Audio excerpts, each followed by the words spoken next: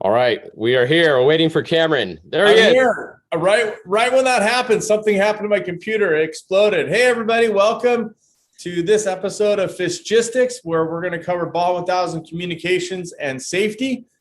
We have a great panel here with us, and I'm looking forward to sharing some of our expertise with either newbies to the Baja Peninsula or Baja racing, or those that have been going for 40 years, like some of us have been here. Again, everything is opinion-based, but we try to give you as much good data as we can. So always do your own research, dig in, and find out what is the best plan for you. My name is Cameron Steele. I've been hosting Fishgistics since its inception about 3 years ago, if I'm not mistaken. Austin Fishfarner is our other host here. You can see him, and we'll have him jump in right here. Fish has been tracking race cars, giving live updates, and getting information out for our sport over the last 5 or so years, and he's been doing a great job. Fish, thanks for having us all here today. Yeah, I'm glad you guys all came together for this show. I think it's important to get this information out there, and this is a good place to do it. Right on. A kingpin of off-road racing, of course, the Weatherman. Scott Steinberger is a pillar of our community, someone that we herald as one of the heaviest when it comes to wealth of knowledge. And he's been doing a great job doing communications and saving lives and making it all happen. Scotty, welcome to the show. Hi, guys. Also like to welcome Andy Kirker, who is the motorcycle rep for SCORE. He works on the safety aspects of our sport quite a bit. Very well known in our community. Andy, welcome to Fishgistics today. Yeah, thanks for having me. Welcome. And welcome the man that makes it all happen, Jose G., the leader of the SCORE International Group. He's based in Ensenada. He has a ton of information to share here today, and we're very privileged to have this forum and format where we can all get together and share with you. I think this is something that you guys should all share with the community as best you can, because there's nothing better than safety. And Jose G., I know you're a huge when it comes to safety and making a plan ahead of time. Yeah, hello everyone. I'm super happy to be here, especially because of the topic that we're going to start talking about today. Right on. Well, let's get right into it. You can never be too safe. That's my first message. If you think it's a bad idea, it probably is. These things are cliche, but you definitely should rethink what you're doing whenever you're anywhere off-roading. There's fast-moving vehicles going by. There's racing around. Unlike any other form of racing, there are no walls, there are no fences, and the racing happens right in front of the fans, and racers are side by side. Always think it through, and I'm going to start with you, Scotty, because this is something that we really need to talk about and hit on, and we want to catch them right at the beginning. Communications is everything. Having someone to call, knowing who to call, where to call, how to call, and the communications that are out there are huge. But there's also a little bit of a misconception on the rules as what is required and what is the best way to do it. So can you, in a quick cliff note, explain to us, Scott, what Weatherman does, how best to get a hold of Weatherman, and what options are out there, and what is mandatory and not mandatory? Well, you know, Weatherman traditionally was my father, and he did a great job. And back when he was doing it, the only thing you had was the Weatherman channel with 151-625, which you could call on the Weatherman. Things have changed. We've embraced technology, and we have multiple ways to get through to the Weatherman now. The main way we like you to get a hold of us if you have an emergency, if you can, is to call us on a cell phone or a satellite phone or any way. There's even small sat devices people can carry on motorcycles. We need to know on 562-279-0700. We're going to put that number up later today on the board so everybody can write it down, program it in your phone. But that 562-279-0700 is an emergency number at SCORE that comes directly to the Weatherman over a voice over IP phone system. And I can transfer calls directly to SCORE operations and get you guys the fastest and best help that you can get. We also have people listening at home on a message board. PCI Race Radio sponsors a message board that we have going during the race, so wives, girlfriends, and fans can see what's going on in the event. That's another way we communicate during the race. that 562-279-0700 radio. If it's non-emergency, you can text me and I can answer as quickly as possible if you have a status request or you just have a question to ask about your racers. This comes into a few other things on Weatherman channel. When you guys retire from the race, whether you're a bike or you're a car, it's always good to get through to someone at the Weatherman channel or Score Operations to let us know that we're no longer looking out for you. We'll always get status requests for bikes and cars that are retired because you know, not everybody that's jumping on or that's a fan knows what's going on. So we're here for entertainment as well. So knowing that you guys are out of the race and why is always advantageous, because when we don't know, we're tying up airtime and resources to help people that don't need help any longer. They're having tacos in town and their race is over. So whenever you can free up our resources, it gives us more time and effort to help people that really need help. And you know, that's kind of what Weatherman's about. And nowadays, you know, you don't have to buy thousands of dollars worth of satellite equipment to go to a race and be able to get a hold of a Weatherman. You can rent a phone. You know, some of these rental companies are renting phones for $65 a week, and you can rent a phone and call if you have an emergency. And while Score doesn't require it, I highly recommend that all you racers have a way to call me. And not only that, any of your chase guys should have it as well.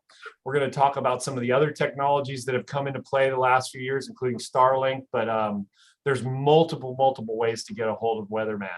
And we just want to make sure that you guys understand all these different ways.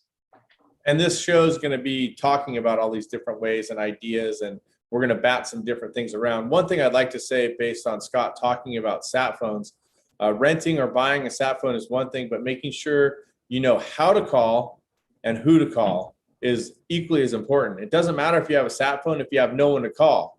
And we're really blessed at the Baja 1000 to be able to have Weatherman and Score Ops as options to call. So you guys need to take it upon yourselves to understand how to make that call. Now, in a perfect world, you would get your sat phone and you would try it before you ever leave home.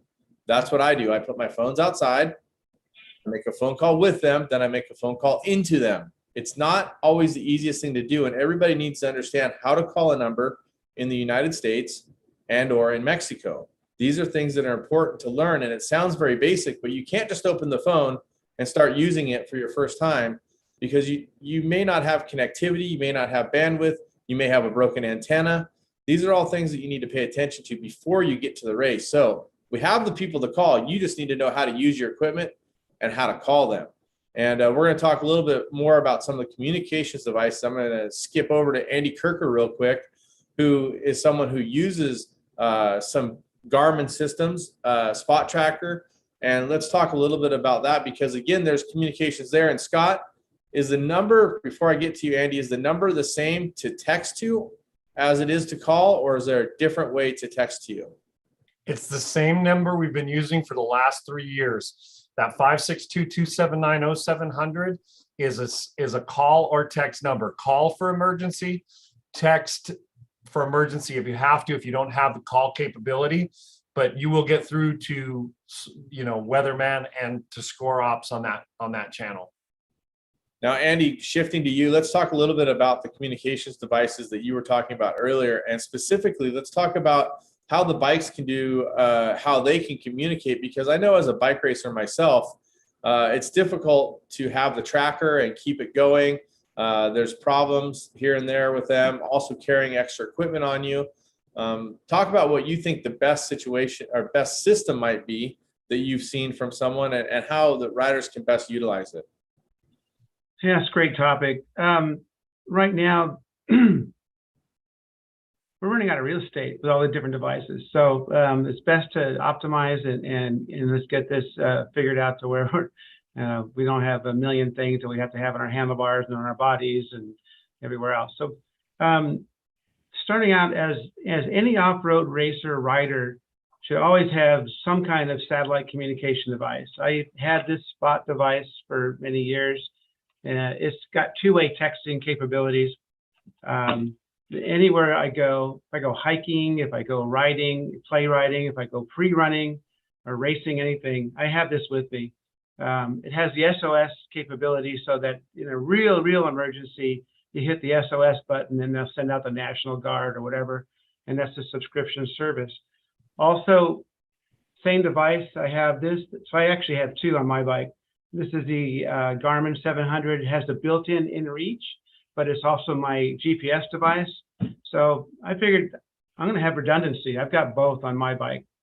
Then when you're racing, you have the Stella device, which is on the handlebars, and that can communicate with score ops. And then as motorcycle guys, we carry the Spica device also during the races, which is a personal emergency device, which interacts, I believe, with the Stella and is able to communicate, especially when if you crash and you get separated from your bike and you can't, if you have broken legs and ribs and you can't move, you can pull this thing out, hit the SOS button, and Score Ops knows exactly where you are. And I've witnessed this firsthand as part of the first responding team for Score. We were able to get to a downed rider at San Felipe 250 within 4 or 5 minutes of him pushing that button. And he was severely injured. So it was a good call. I think it all comes back to the communications and, again, learning and knowing how to use your systems. I will point out that one of the biggest mistakes that people make is not having their systems tested before they come to Baja, before they come to the race. You mentioned the Garmin 700, which I believe is the Montana. I ride with that on my handlebars. And for 2 trips, I had started my service, but I had never done the final segment of connection and didn't realize it until my second time down to Baja that I wasn't really ready to go. Guilty.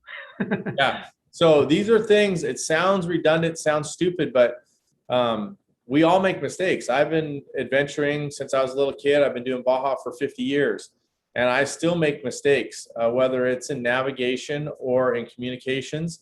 And these things are all vital. And I think sharing it with your team is another big part of it. One thing I really feel like the race car teams and the bike teams don't do is communicate this information and share it with their teams.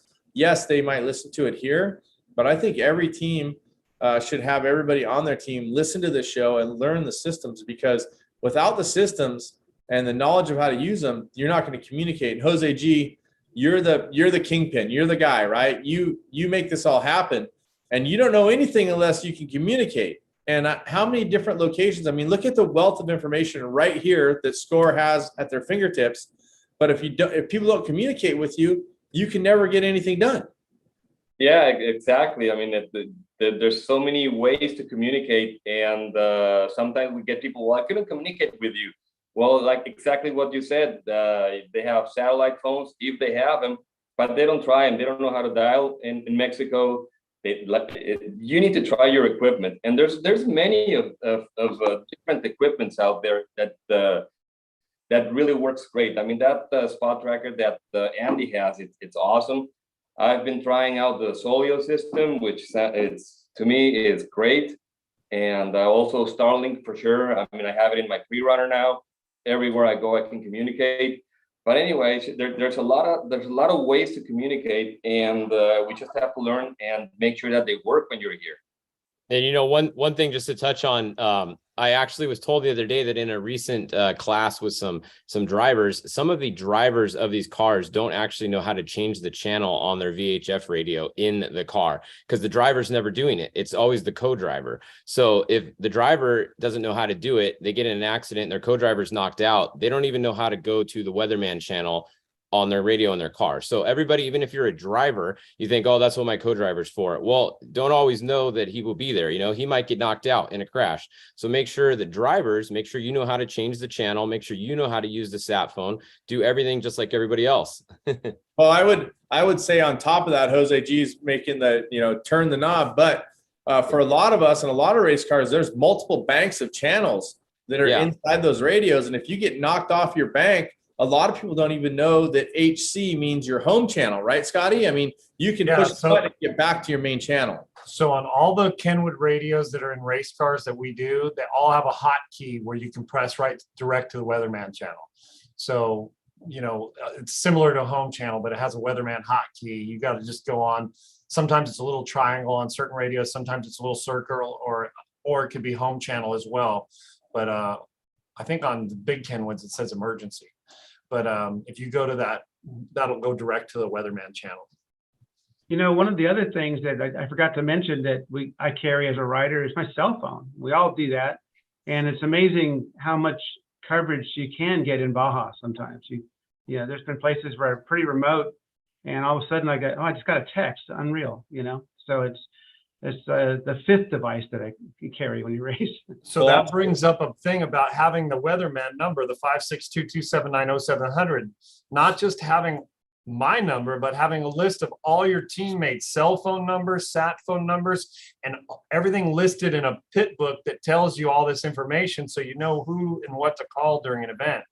And the cell phone's even more powerful nowadays because of Starlink. So a lot of people have Starlink, and you know, I highly recommend Starlink as well. Weatherman's broadcasting a live stream on Starlink now.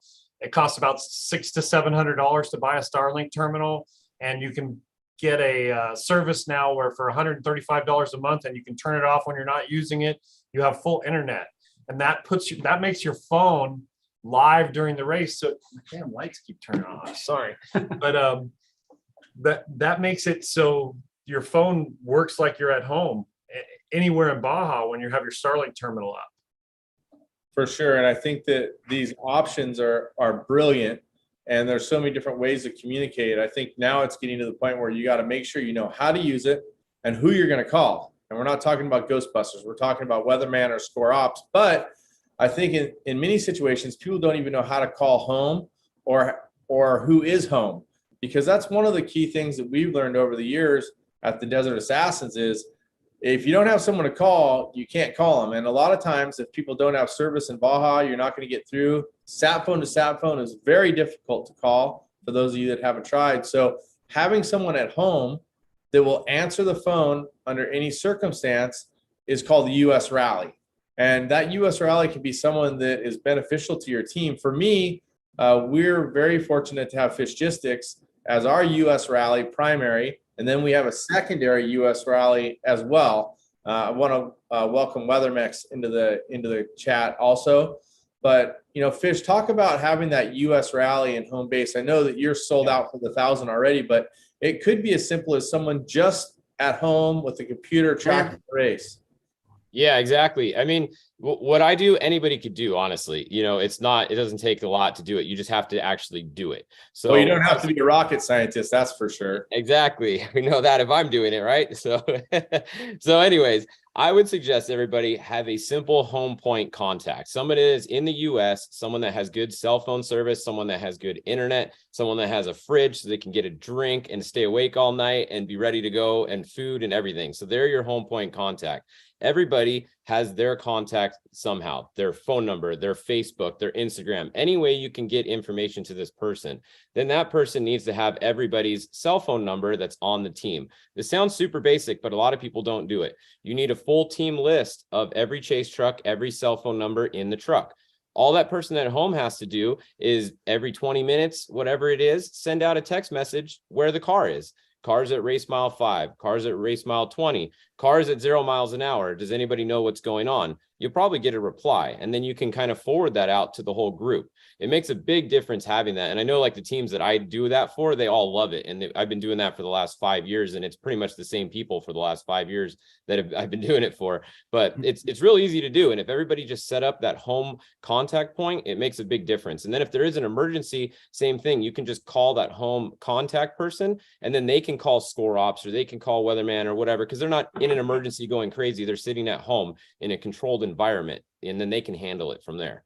And I think another thing to talk about on those communications with that rally position is one thing that the Desert Assassins always do is we start a text chain with everybody that's at the race. And what that does is it gives the opportunity for everybody that's involved, including the U.S. Rally, to see what messages are going around.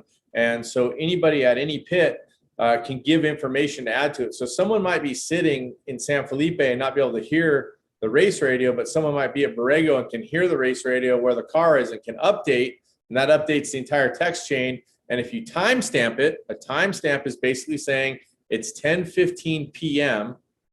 and this is what the message is. Then everybody can tell in chronological order where and how that message came through. It seems very basic, but some of the stuff we're talking about is basic. Some of it's more expensive and more difficult, but some of it's really basic just to start a text chain. I want to welcome Ralph Barrera, Weathermex, into the conversation here. Weathermex, good to have you. Thank you, guys. Sorry for being late. I trying to get my butt down here. We had a corporate training, so I couldn't get away. Copy that. Well, you should have seen me fumbling with my computer as we came on live. So we all got our little missteps talking about how to have communications. Jose G, I think one of the things we should talk about, we talk about that direct line to Weatherman. What other items should people be looking at or thinking about when it comes to either an emergency or a semi-emergency situation? Someone sees something that is dangerous or something that's happening that they want to report. How do they do that? What do we do if we see something that's, could cause an injury or could cause an accident happening? And I'm not talking about tattletaling on the idiots that are running their high beams on the highway, which nobody should be doing. Everybody should be disqualified if they don't have low beam lights on. But Jose G, is there a way to communicate some of that information without getting the bandwidth to Scott and through Weatherman? Well, definitely the best way is through Weatherman, because no matter where you are, you communicate, they take note of everything. It's not like they're going to just forget about it. They make sure that it gets passed to the right person. So we get it through the Weatherman. And one thing that you were mentioning also is on your registration, it's super important that your emergency contact, someone that's not going to be in the race with you. Because we typically, when there's an accident, we get the files out and look for the emergency contact. And well, the emergency contact is following you or doing chase for you, and you can't get a hold of them. So like you said, if you have someone at home, make sure that you add that person to the emergency contact list so that we can get a hold of that person and let them know what the situation is. Yeah. And then, Cameron, to your point on what to do there, that was one of the things I had listed on our topics here is if you are in a race truck or a chase truck and you have an accident, and not everybody knows like what the proper procedure is of what you should do. So I just wanted to go over real quick. If you're in, for example, in a race truck and the race truck, you crash and somebody's injured, or you come upon another race entry, either a bike or a car that's crashed, what do you do? I think the list that we kind of came up with before this, and anybody wants to correct this, please let me know. First thing you should do is push that emergency button on your Stella, because every entry has that Stella. So hold that emergency button down. If it's an emergency, hold it down. Very first thing you should do. Co-driver, driver, whoever it is, make sure that's going. The next thing to do would be call on the radio, the VHF radio, because you're probably still plugged in. Try to get a hold of either your own crew. If you can't get a hold of your crew because you're not in range, I would try to go to the Weatherman channel and call Weatherman on the VHF radio. If neither of those work, go to your SAT communications. If you have a SAT phone, pull the SAT phone out, call that Weatherman number that we put up. That would be the next way to do it. If you have a SAT 100 or an MSAT, try to start getting a hold of somebody on there. I think that would be the proper procedure in a race car. What would you think, Jose? Well, yeah, definitely what you said is perfect. What you have to do is make sure you press that SOS button. If you come to a drastic stop, we'll see it, and we're going to send you a message also. So a lot of people don't know that we're actually trying to get a hold of you through the Stella, and we are sending messages. So we're asking you if you need medical assistance. We've sent the helicopter for a flat tire. So you need to know what you're doing if you're pressing the mechanical failure button or the SOS button. So when you press the SOS button, immediately we're going to text you what your needs are. Of course, while we're asking you, we have help going towards you. So that's the first thing you have. Make sure you press that SOS button and just keep looking at the Stella, because messages are going to come through and we're going to give you options and you're going to be answering. That way we're more prepared to when we get to the accident. One of the other thing that's important that we need to get out there is that a lot of times when we need to get a hold of other people on your team and you've gotten a hold of us on the Weatherman channel, we need to know your frequency. So you need to have your frequency written down in your race car that you're racing on, so I can, meet you on your channel and be able to assist your whole team off the Weatherman channel. So many times people will say, what channel are you on? Oh, I'm on channel 7. Well, everybody's channel 7's programmed different in the radio, so I don't know what channel 7 is.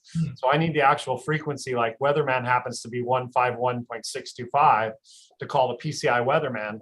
So we need to make sure all you racers know your frequency and have it written down, and that it's, somewhere in the car where you can call it out if you need help. May I interject in that conversation, Scott? One of the things, yes, you need to know your channel. But the other thing I think that's very important, that a lot of people, you hear it often on the radio. I need help. I'm at this mile, and they're not sure what mile they're at. They don't know what they're going to transmit before they push the button. Think about it. Take a deep breath.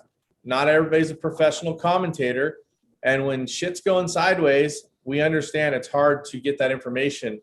But it's better for you to think about it for a second to make sure you're going to give the right information instead of getting on there screaming and yelling, because the screaming and yelling is not going to help. And that's something I think that, Ralph, you can attest to, that, when help is needed, you need the proper information in an audible, calm way. In an audible, calm way, as well as in a brief way, because you don't want to throw the red alarm and say, hey, I need help. What kind of help do you need? And then also, one of the key points that we get a lot is a lot of people get to stop because they're working on their car. It's not an emergency, and they're working on their cars, and we're getting a lot of people saying, hey, why is this car stopped? Or it's been stopped there for hours.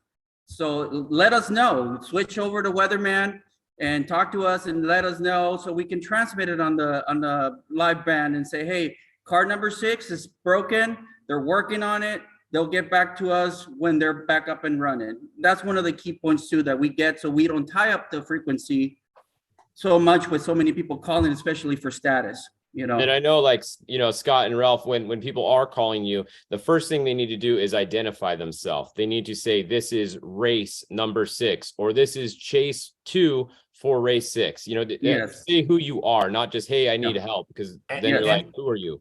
And again, they need to keep it as short and concise as possible. This is race 7 to the Weatherman. We have an emergency. And as soon as that happens, I'm going to clear the channel. But if they don't keep it really short and succinct, they don't realize that other people are calling from other areas that can't hear this emergency going out because they're on the ground on the other side of a mountain. So they're going to cut in right over, and then I'm not going to hear what's being said. So people think it's rude how people jump in. A lot of times they jump in on the Weatherman channel because they haven't listened enough and they don't realize that there's an emergency going on.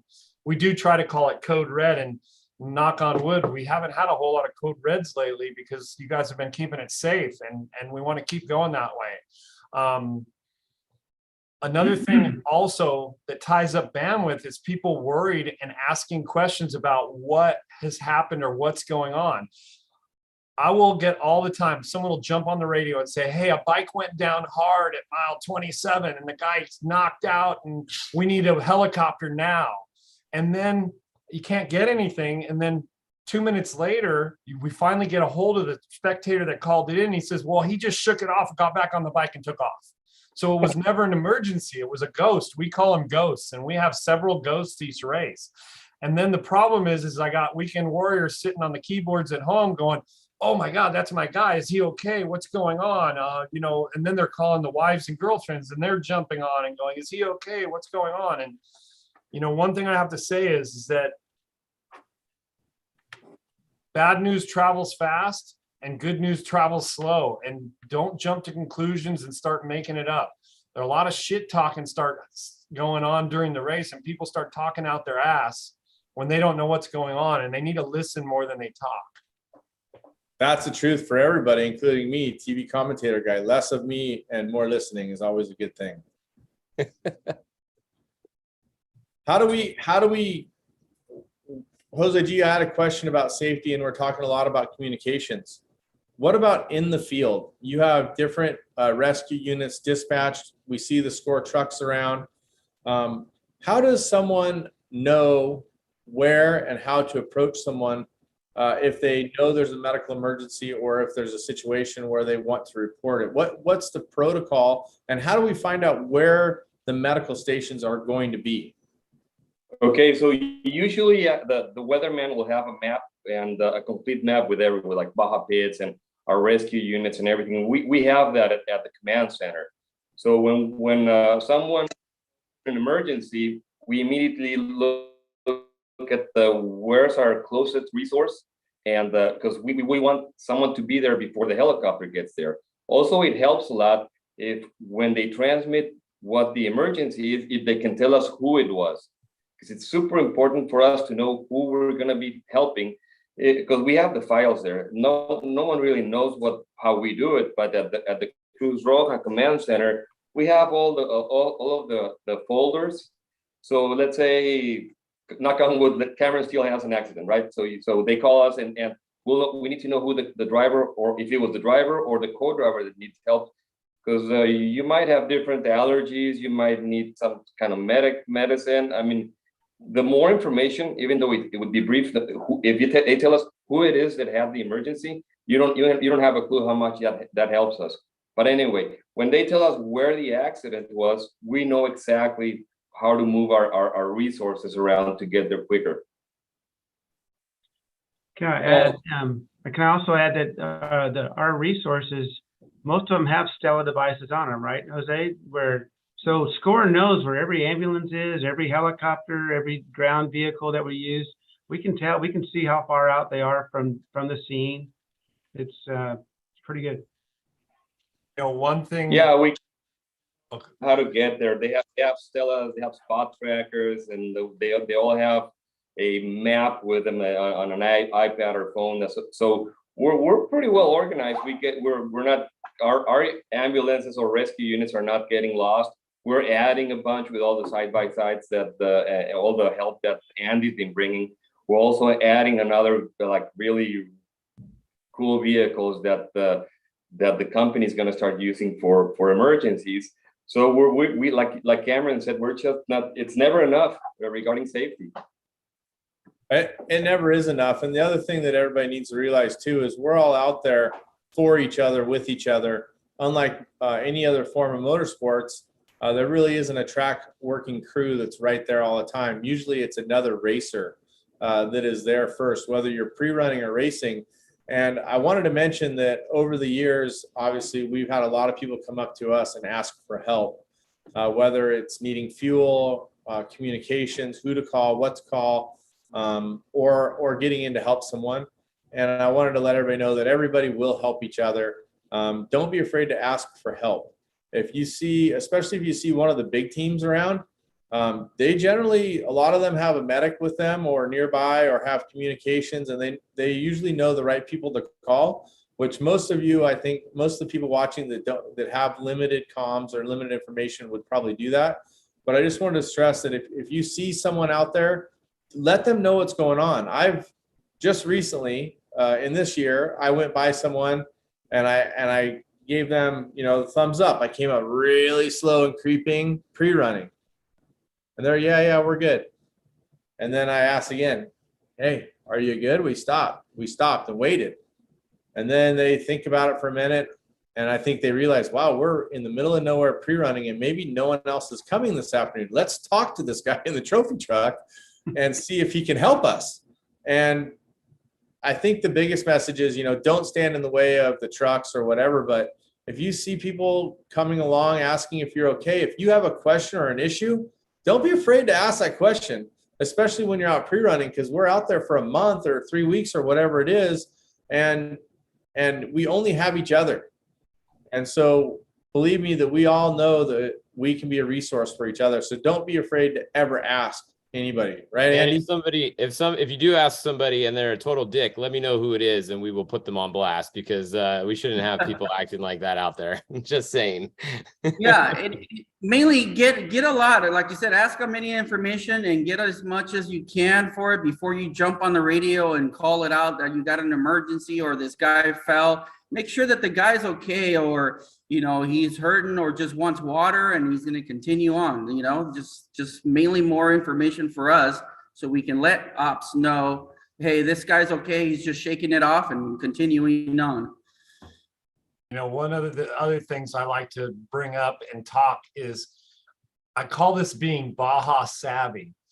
Cameron's been doing this for, a long time, and he's very Baja savvy, but you learn your Baja savvy with experience, and that experience sometimes costs a lot of different things.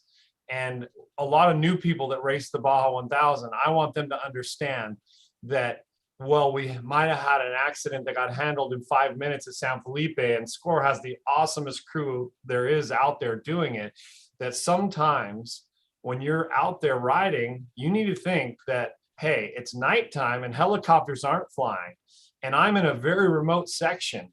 And when I'm in a very remote section, it could be hours till a medic gets to you, and it could be a shitty ride in the back of a pickup truck through the night to get you a broken leg fixed.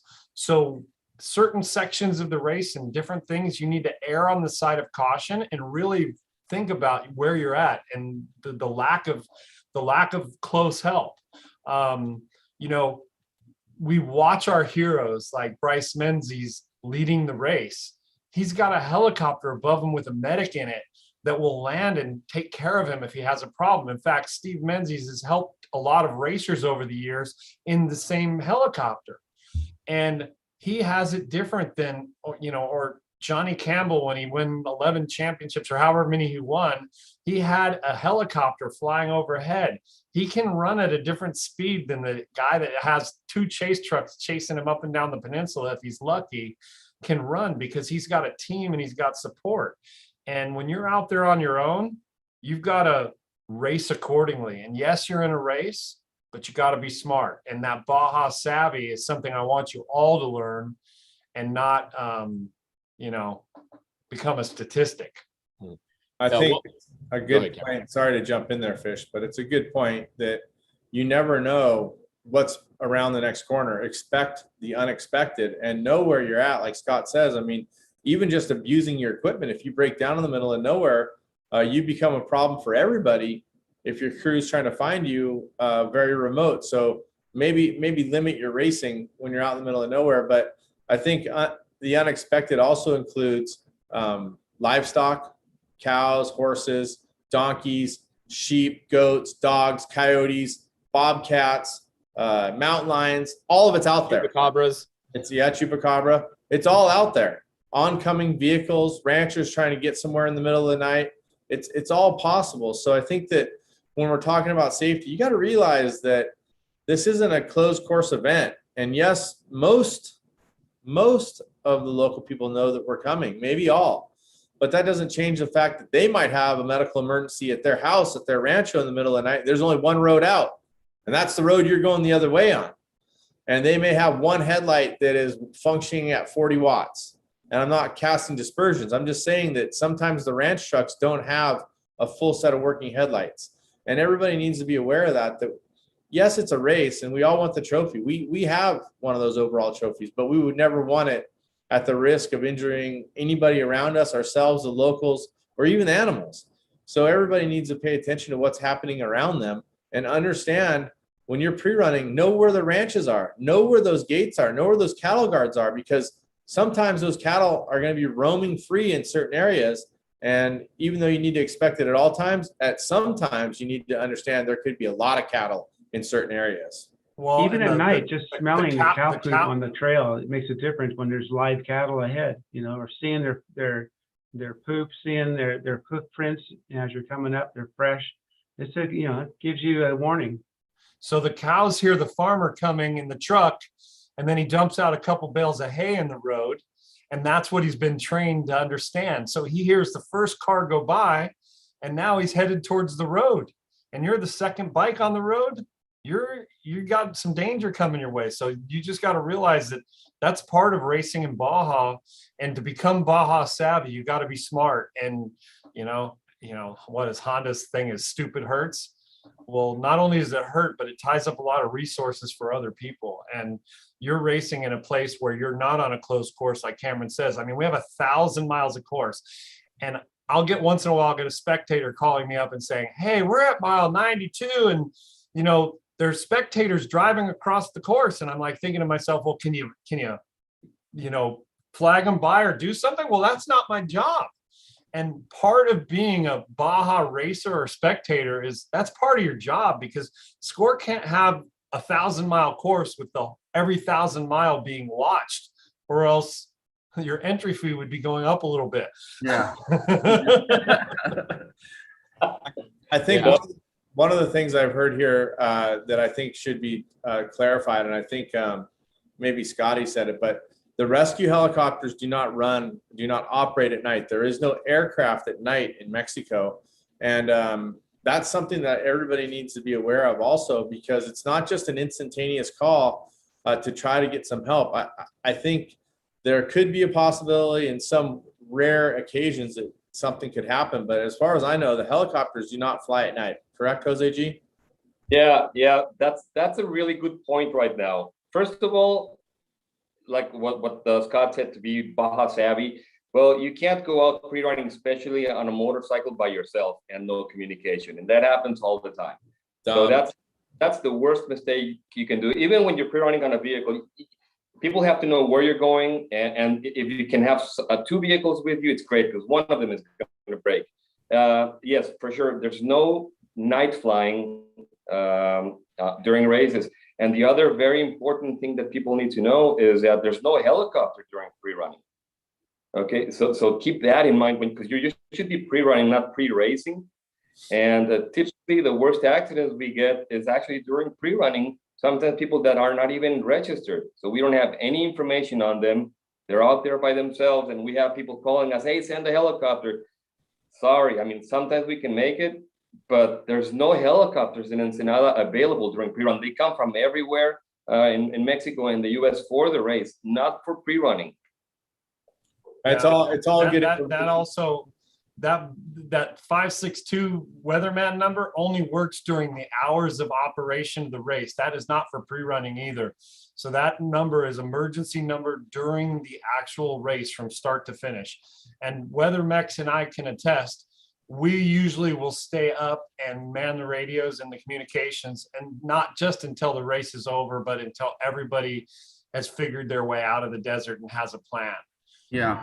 Because sometimes I can see people have really got themselves in an awkward situation in Baja. Yeah. Scott, there is a question coming in. It says, does Weatherman have a ICOM SAT 100 talk group? Do you have one of those for everybody? Okay, so we were talking about technology. We're talking about there's rental phones that you can rent, so you don't have to outlie the big bucks to go have communications and satellite communications. But there are a couple different services you can have yourself.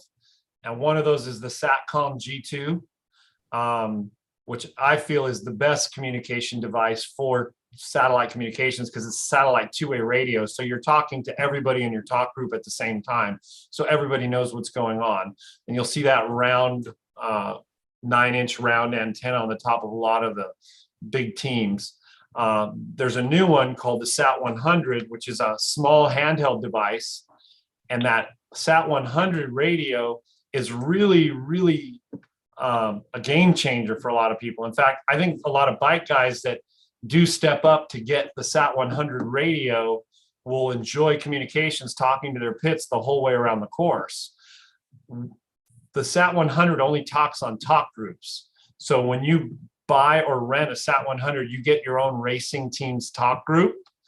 But we are going to have a Weatherman channel, a Weatherman talk group that the satellite phone store has set up in conjunction with PCI, so that you have a way to, if you're renting Sat 100 radios or you're buying Sat 100 radios, you have a way to get a hold of the Weatherman.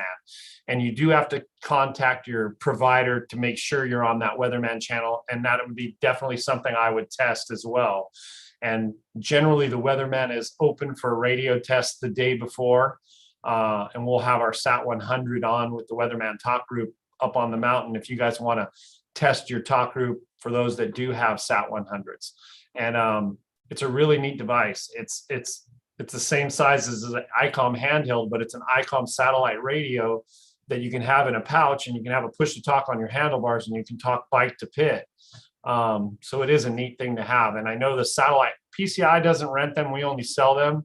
So it is an investment if you want to buy into it, but at the satellite phone store and other satellite providers also rent them as well. Yeah, and those are a lot cheaper in price than the SATCOM or MSAT that a lot of people refer to as the other one. You can get, I think, about 4 of the SAT 100s for the same price. So yeah, somebody they're about $1,200 per unit for a SAT 100 versus, $5,000 for an MSAT. Yeah, so if people looked at the MSATs before and they're like, oh, there's no way our team can afford that, maybe take a look again, because now there is other devices that cost a lot less you might be able to afford for your team. And again, as Cameron said, even if you're renting these devices and you're trying to time a week of rental, make sure that you test them and talk to each other and learn how to use them before the event, because so many people just show up and hand out different equipment. And if you know how to use it, great. But if your chase guys don't know how to use it, how are you going to talk to them? So you need to make sure everybody's on the same page with how all this equipment works. Well, I think that's the biggest, maybe thing to take away for everybody here is the dissemination of information.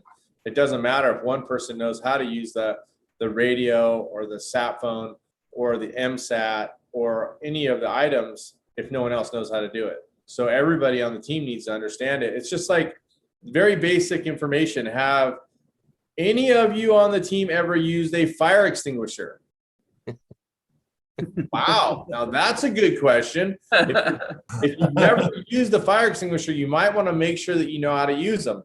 I don't know about everybody else's fire extinguishers, but I've gone to my fire extinguishers on my race truck and they didn't work. And the reason was because all the material got packed in the bottom. So before every race, we rubber mallet our fire extinguishers from the bottom. I don't know if that's the exact right thing to do. Again, this is all opinion based. But you need to know how to use a fire extinguisher. Do you know how to pull your fire prevention system inside of your car? Some people think you just pull the pin and pull it. My experience is you got to really pull it and get some length out of it. Ask whoever built it for you and understand the systems before you ever might need to use them. I personally have had fire on my race truck 3 times, and it's terrible. It's one of the scariest things you can go through. But you need to know what the systems are and how to do it. It's just like, do you practice tire changes on your race team? Do you practice your pitting? Practice using a fire extinguisher. Understand how they work. The new fire sticks. A lot of people, I see them around, but if no one's ever taken the time to figure out how to use it, what good is it? These are all things that everybody needs to spend time understanding. I'm not saying you have to expire your assets beforehand and test them live, but you got to understand how they work. Fish? Yeah, no, I agree 100%. And, even some of the first aid equipment out there, like a tourniquet. Do you know how to use a tourniquet? You don't just put the thing on and tighten it as much as you can. You have to know what you're doing with it, right? So all the stuff you guys have in your car, take a basic first aid class, learn how to use it, just all that. It's just simple prevention that literally could save your life or your co-driver's life. Really, it could. Yeah. And then another thing too is that I know everybody's got to prepare for all these races and stuff, but have your radios checked. Check your antennas. Make sure that they're working, because they're constantly calling on the radio thinking that we're not hearing them when we are, but they're not receiving, or something's damaged in their radio. That's why we do contingency, and PCI likes to go down there days before and broadcasts on Instagram or anything. Hey guys, chase teams, if you want to get your chase truck looked at, bring it down before the mayhem begins, the 2-day inspections. So well, I think on that note, Ralph, I think one of the things that people need to understand too is that most people have their radio within hand's distance, right? Which means your feet or your knees or your hands or your elbows can hit them when you're getting in and out of the car.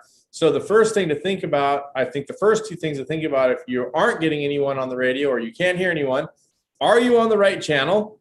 Don't assume anything. And is your volume turned up? That's another one. A lot of people turn the volume down accidentally on their radios. And Scott, right? You get people all the time, right? I can't hear you. I can't hear you. And then 5 minutes later, they're like, oh, I can hear you. I turned up my volume. Yeah. Yeah. And just because you're not getting a response back, like they said, doesn't mean they can't hear you. So if it's an emergency, say what you have to say, what you have to say anyways. Just because you didn't get a reply doesn't mean they might not have heard it. So say, hey, we have an emergency. So-and-so's down on the track at mile 54. Even if you don't get a reply, somebody might have heard that. Yeah. I'm broadcasting blind, right, Scotty? Is that what they call it? Yeah, broadcast blind. I will always do that. So I will transmit in the blind just in case someone is hearing me. But yeah, learn from your mistakes, be smart, write things down after a race. Hey, my mic has a fray in it. Maybe I should get a new microphone before the Baja 1000 coming up. And I know a guy you can call. Call my son Ryder at PCI and he'll get you hooked up with a new microphone if that's what you need. So, yeah, at PCI, we are here to help. And if you have communications questions, you're welcome to call any of my guys. Weatherman started PCI, so we appreciate your business as well. But we're here to help and teach you about communications. And if you have questions about anything communications-wise, we're here to help. Yeah. That brings up one more thing. There was some confusion on some message board questions about Rule CR52. About the possibility of some changes coming to CR52. And there are no changes for this race. CR52 is as it's always been. We're running on the Weatherman channel. We highly advise you guys to have a satellite communications-based device that you can call Weatherman for help. Especially if you're a new team and you can rent these devices. You do not have to buy them. This is not a sales pitch. We want you to be safe. And yeah, you can call the Weatherman number, write this number down, program it in your phone right now. The 562-279-0700 is the emergency number that we use during all SCORE events. And you can call or text to that number. I usually like calls because I hear it ring loudly and I can hand it off to Weathermex if you speak in Spanish. I can hand it off to SCORE operations if it's an operations thing, and we can get you to the right people to get you the help you need in the race. And that's what we're there for. And, people ask me, hey, why don't you race? I don't race now because I kind of, closed that chapter in my life. I still go to NORA once in a while, but, I really kind of picked up the torch for my father, and I understand how he felt, how fulfilling it is to go to a race and help even the last 11 guy that's trying to get to the finish line get there. When your team's been partying all night and celebrating the first place trophy, there's still guys that are trying to finish the next day. And we're there to cheer you on, and we're there to help, and we're there to give out status. And, the Weatherman is also just like Fishgistics. We're actually, entertainment value as well. And, people like it when I get tired and crabby. Just like we'll stay there even after we hear that the guys are trying to get help to recover their vehicles out in the desert. While we're tearing everything down, we always try to leave one antenna up so we can hear you guys or need assistance for it, because like I said, we worry about you guys too out in the course. So we want to make sure you guys make it home safe back home. And one other thing, key point too, it's please guys, buy a hand mic hanger. Don't put it on your seats. Don't put it in your laps. Put it away. Hang it after you guys are done using it, so you guys don't keep our frequency high. You don't like the Mexican music for like 20 minutes? No. Oh my God. And that comes to the Weatherman channel.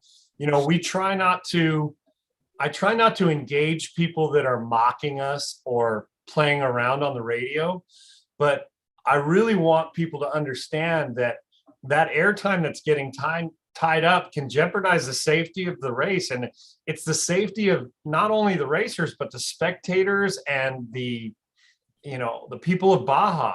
So the respect that they need to have for the safety of the race and the communications is something very important. In fact, Ralph, you should probably say something real quick in Spanish to let them know. Real quick before you do that, I've got a work meeting I got to jump into, so I'll try and come back if it goes short. But thanks for having me on. I appreciate the opportunity. Thanks for coming. You can reach me, text me, whatever, anything to do with moto safety. I'm all about it. So thanks, you guys. Hey, thanks for coming on, Andy. Thank And you. all you bike guys, remember, there's no changes for the 1,000. So chill and get ready. Right on. Thank you. Yeah, and for this 1,000. Yeah. Rob, Real quick, Scott, what you just said about the interference on the channel, we do have a few people asking. There's that same laundry service that comes on every time and interferes on the channel. Jose, are you able to call them and maybe make some arrangements with them to switch to a different channel for the race, or somebody maybe? Okay, not only have we called them, but we've got a hold of their communications provider, and I told them to send the bill to PCI and I would pay for it. And I'm hoping they're off, but it's ridiculous and it's embarrassing. And the problem is what people don't realize is we're up on top of a 10,000-foot mountain. I was talking to Santa Barbara, California during the race. I was talking, we're talking, this is in San Luis, Mexico, where this washing machine company is. We can talk really far, and you hear that on the Weatherman channel. It is very frustrating. Yeah. It comes everything, because we hear pretty much everything. And I'm not come across with them and then talk to him. I have his number recorded on my phone, but he just says, "Oh, this is for business and you don't own the frequency." I'm like, "Hey, please just get off for a little bit, for 2 days at least, just for the safety of the race." And they sometimes understand and minimize their talk, but hopefully we'll get somebody to help us out there and maybe tell them, "Hey, this day is coming to race, change frequencies." And Scotty, you wanted Ralph to say something in Spanish, you were saying? Yeah, well, here, I want to say, para todas las gentes que están aquí escuchando Fishgistics, aquí estamos nosotros para ayudarles y mantener la seguridad de todos los corredores. So, por favor, tengan un poquito más de discreción en usar la frecuencia, y si están ustedes viendo ahí, son fanáticos de las carreras y están viendo las carreras y algo pasa ahí enfrente con ustedes, agarren toda la información suficiente antes de hablarnos con nosotros y danos suficiente información para pasársela a Score y que les podamos ayudar. Pero también, no música en español en el radio, por favor. No jueguen, quiten a los niños que no jueguen con los radios, y les agradeceremos mucho. Probablemente vamos a tener una buena cerveza un día de estos cuando nos conozcamos. I agree. Basically, unplug your radio. Unplug them. Unplug your hand mic if you're just listening in. It's real easy for that hand mic to get between your legs, between your seat, in your cup holder, and get transmitting. And it's very frustrating when that happens during. It frustrates the Weatherman more than the Weathermex, but we get used to it. Yeah. Jose G, is there any topic that you think that we've missed here? Anybody at home, if you want to post a message, anything that comes screaming through at you, Jose G, that we should reiterate or that we haven't said? I think we covered pretty much everything regarding radios and safety. One thing that Scott started saying that it's not yet that clear is about the changes for the 1,000. And the Weatherman is always going to be the Weatherman. He's always going to be out there. You can reach him on the radio. You can reach him on all the other devices that are out there. And I mean, he's a blessing for all of us. So that's going to keep happening. The one thing that's kind of different is for the peninsular runs, it will be mandatory to have a satellite phone with you. So you have a full year to complain and figure out where to rent or buy one. But yeah, definitely that's the only thing that's going to change, that for every single Baja 1000 that's a peninsular run, it will be mandatory to have a satellite phone with you. If not, you can't race. It's only for the safety of yourself or your team, because it's impossible. Scott can vouch for this. It's impossible to have 100% communication from Ensenada to La Paz or La Paz to Ensenada. If you have an accident, we need to reach you. If you break the Stella, if you lost the Spica, there's no way to communicate. I mean, it's a matter of time. Every minute counts. So that's the only thing that's going to change. Like I said, we get a lot of negative feedback every time we try to do something like this, but it's just for your safety. We don't get anything from making this mandatory. We are not getting a commission on sales or anything like that. It's just that we want to make sure that we have communication with everyone.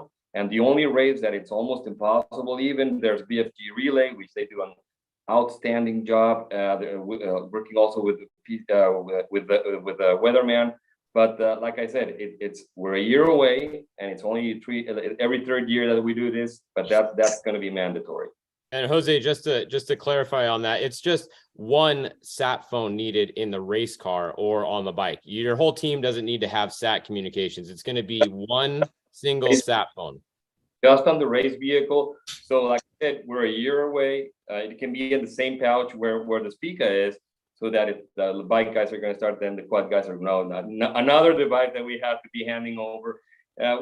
Most of the medical resources out there are for motorcycles and quads. 90% of our accidents are motorcycles and quads. So what we do, and I know it's a bother and it's a pain to do all that we're doing, but it has saved lives. It's working.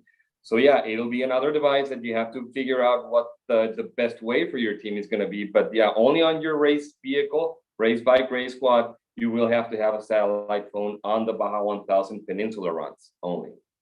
And this is something we talk about, embracing technology. 20 years ago, we flew aircrafts because that was the only way we could expand the Weatherman range of 150, 165. And the problem with aircrafts is they've become very expensive, over $1,200 an hour for the Weatherman aircraft to fly. On top of that, we have to land every 5 hours, and it takes approximately an hour and a half to land, fuel, and get back up to altitude to be able to relay. So we have every 5 hours, we would have an hour and a half of dead spots. And anytime someone would have a problem during that dead spot, they had nobody or nothing. So us requiring some sort of satellite communications, and possibly that could be a textable device or some small device they're carrying on the bike, but they do have to have a way to reach Weatherman to race at the score point-to-point races. And I highly recommend it right now for this year's Baja 1000, and we don't require it, but we recommend it. But you guys are going to race a race like the Baja 1000 from La Paz back to Ensenada. To Ensenada. You're going to need good communications. And you know, Jose G, you mentioned the BFG relay channel. Now that is a good channel. They have different pits set up along the way, right? Job, and so they're not getting out of it. The BFG relay will be there for the peninsula runs for sure. It's just like I said, the sat phone is just an added thing for safety. All right, but yeah, usually if you're going to use it, it's bad. So BFG relay is there for, and Weatherman is for status, for help, for emergencies, for pretty much for everything. So yeah, we will keep. BFG is still and going to keep doing this for forever. Yeah, and I work a lot with BFG, and I've run BFG before, and I can say that if you are buying tires and you're paying for tires, you would be silly not to run BF Goodrich's because of the service they offer for the Baja 1000 with their pitting and with their radio relays. And it's definitely an advantage. And I understand that they will talk to you if you're not BFG relay, but I guarantee if you're on the BFG team, you're going to get quicker, faster help. And that's what they're there for. And they do that to support their brand. And, you know, I support their brand, and I run BF Goodrich's on my cars because of the effort they put in at the score races. It's phenomenal. It's outstanding. I mean, they have, they're pretty much the best. I'm not talking about a tire, which I know it's the best, but their service out there. I mean, it's some racers could not race if it wasn't for the BFG pits and all they do for the racers. Honestly, like, we can't afford it. I mean, it's what they do, and I've lived it. I map with Nathan and used to map with Frank also, and all. The like really, they're so passionate about like exactly where they want to pit, on which side, the dust, and just everything. They're super professional. So like you said, I mean, really, that's the way to go. And their pit books, their pit books will talk you into every chase access road, every entry point and exit point of the race course. And it's really a big advantage to have that support of BFG. So it's amazing the effort they put in. My navigator, Cody Stewart, actually is the one that does the road mapping, not race course. So when they're down there mapping the course, Jose G and Nate Cody's going in and out of all those access points. Another thing to point out about using BFG pits is they do have lighting and support communications, as we talked about, but they generally always have a medic on site as well. Good medic. They have everything. I mean, we had a bad accident a couple of races ago, and before our resources got there, they had it all under control pretty much. And they're also, I mean, they're a blessing to have. One thing that I just saw in a message here, for the point-to-point races, it's not just a set phone. It could be one of those push-to-talk buttons, radios. So we will put out the options on what's going to be mandatory, so that it's compatible with what the Weatherman is going to have. So it's not just a sat phone; it can be a sat PTT radio also.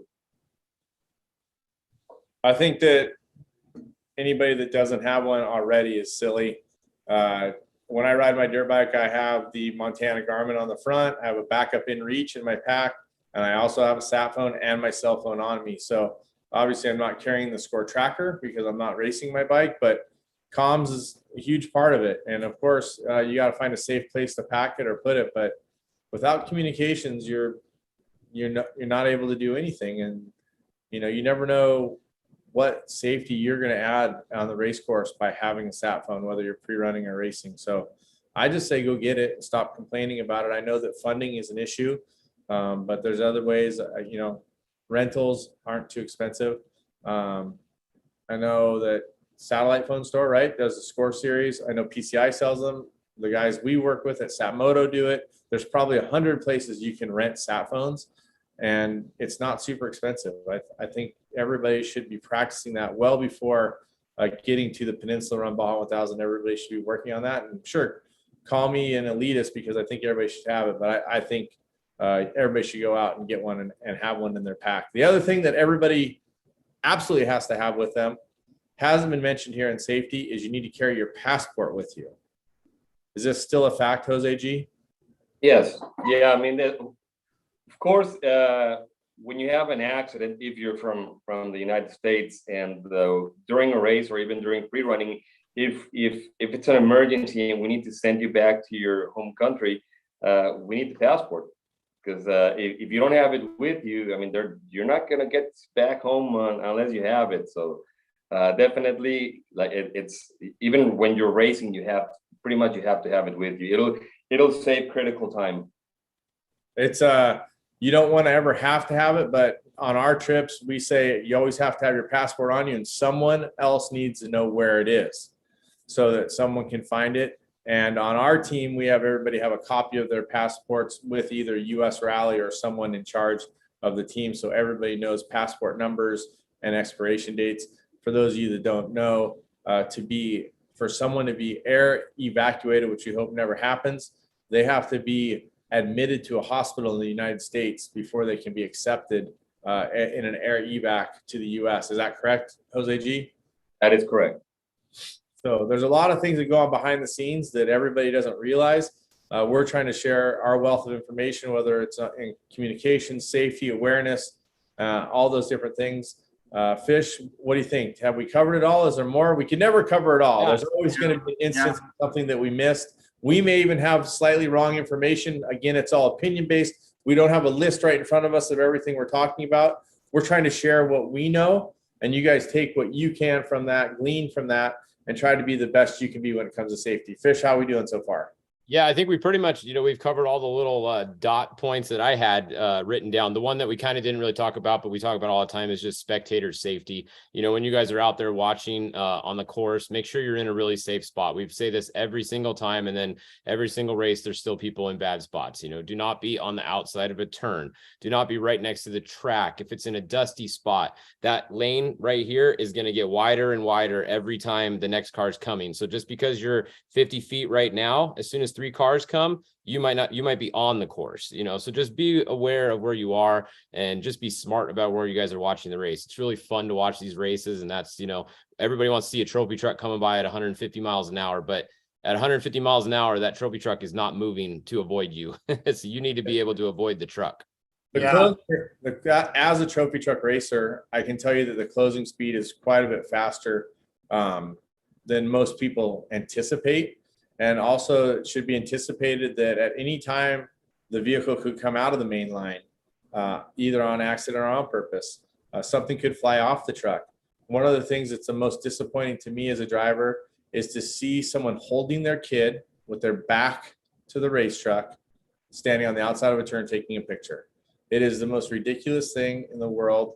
And unfortunately, I think, yes, it has gotten much better, but it isn't totally solved.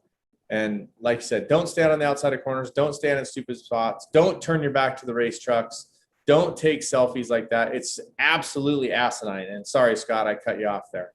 No, so, one thing that's different about our type of racing, other than any type of racing, is dust. And dust is visibility. So the problem isn't the trophy truck that's driving down the road, they can see you. It's the trophy truck in his dust trying to pass him. And that's what you've got to be far enough back to avoid.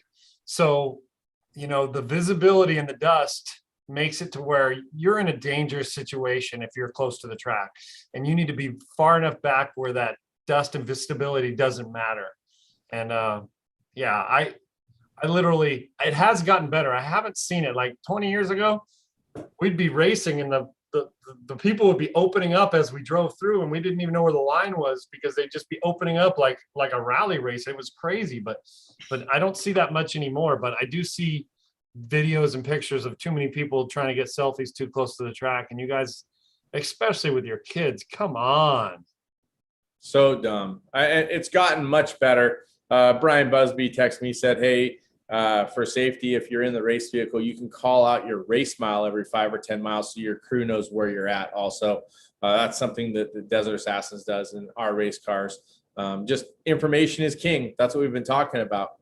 Right. And one other thing about that information, and we talked about setting up a command center in the US on a regular landline phone with good internet to track the vehicle, and pushing all that information out on cell phones or any sat phone rentals or anything you have, because the more information your crew gets, the less airtime they tie up trying to call home to their wives and girlfriends to get information on where their car's at.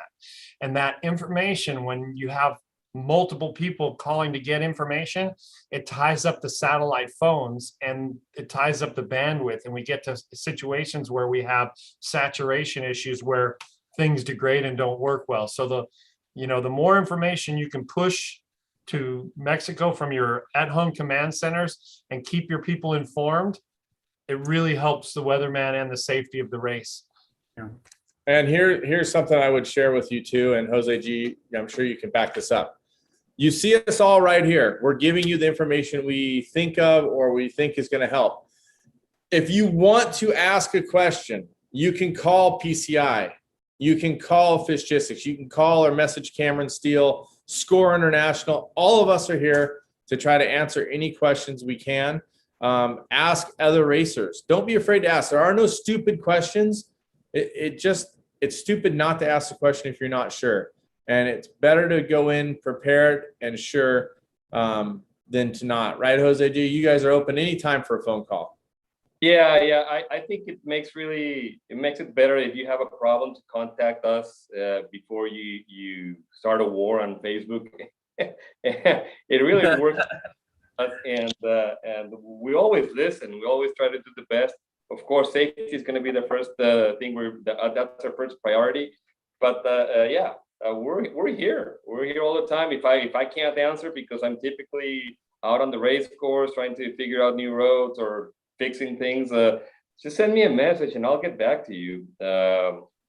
With me, at least WhatsApp or text messaging works better than emails, because in a week I really get behind on that. So sorry if I don't get back on an email, but like I said, WhatsApp or text message, I always get back. There's no such thing as a stupid question. Be more than happy to help out with any situation. Can I ask a question? Yes. Jose G, can I ask that we don't qualify in the crappy sand pit in San Felipe this year? Pretty please. I've already cost me 2 motors, and I'm the only 2-wheel drive truck in the top 10 at the Baja 1000. Pretty please. Pretty please. Got it. And then also, I'd like to say, if anybody has questions in Spanish, reach out to Weathermex on Instagram or send me an email, and I'd be glad to help you guys out in Spanish if you guys have any questions. Si tienen preguntas en español, reach out to Weathermex and Instagram, Weathermex Relay. All right. Any closing thoughts, Jose G? Anything we missed? I think the topic for today, we covered everything. And like I said, let's start working on what's going to work with communications. We already have something that really works. So just we'll see, right, what devices are going to be good for next year. And just thank you guys. Thank you, Cameron, Fish, Ralph, Scott. I mean, all you guys make this like super interesting. Thank you, Jose G. We appreciate all your efforts. Scotty, you got anything in closing? No, just you know, Weatherman is here to help, and we love you guys, and we love the culture of off-road racing, and we're always here for you. And we'll be at the Baja 1000 trying to get you guys to the finish line, whether you're Cameron racing for the overall or you're Joe Class 11 car, you know, cruising for a bruising. We're here for you. Right on. Hey, Fish, speaking of we're here for you, when is the Baja 1000 preview show where we talk about the course, the racers, and all that, where we get Jose G back in here and talk a little crap? Well, I gotta ask the dude that hosts most of our shows, because his schedule is always really hard to get him to answer on like what day he can actually do something. So as soon as I talk to that guy, then I'll know what day it's going to be and we can post it. So if you know that guy, maybe put out a word with him. All right, I'll work on that. But I'd say we'd probably be good somewhere in the early part of first week of November or something. Jose, what day does the GPS file release? Do you know? I don't have it in front of me. Do you know off the top of your head? It'll be on the 27th or 28th, because we open up on the 29th. Okay. So yeah, I'm going to be out all next week marking the course. So, but I'll be back on the 29th for sure. If we go 7th or 8th, I will have already seen the race course, Fish. We'll talk about it more later, but Cool. Thank you, everybody. Remember, it's all opinion-based. You have any closing thoughts, Fish, before we sign off? No, I think that's pretty good. I mean, we touched on a lot of stuff. Like you said, if anybody has questions on any of these things, if you guys have Starlink questions, ask me about it. There are a couple of guys asked random questions in here. Hit me up, ask about it. The communication stuff between me and Scott, I think we've used almost every device out there. So ask one of us about it. You know, if you got radio questions, there's nobody better than Scott. He's over here on my screen. You know, ask Jose if there's any technical, score, legal questions, ask Jose. And yeah, let's go have fun at the Baja 1000. It's the biggest race of the year. Everyone's always looking forward to it. And I just want to make sure everybody gets home safe, you know, because it's the most fun race, but it's not very fun when somebody on your team doesn't come home. So, you know, let's all go have fun, be safe, and then I'll get back home. And if you haven't read What About You by Bob Bauer, take a read. You'll find it on Facebook somewhere, maybe under Bob's page, but definitely get some good thinking there. Thanks to Andy Kirker, Ralph Barrera, Weathermex. Thank you, Jose G, Scotty Steinberger over there, Weatherman, and of course to you, Fish, for the platform to be able to share all this information. You guys be safe, be smart. If you think it's a bad idea, it probably is, so don't do it. Have a great day. That's it from here at Fishgistics on our communications and safety show. See you guys.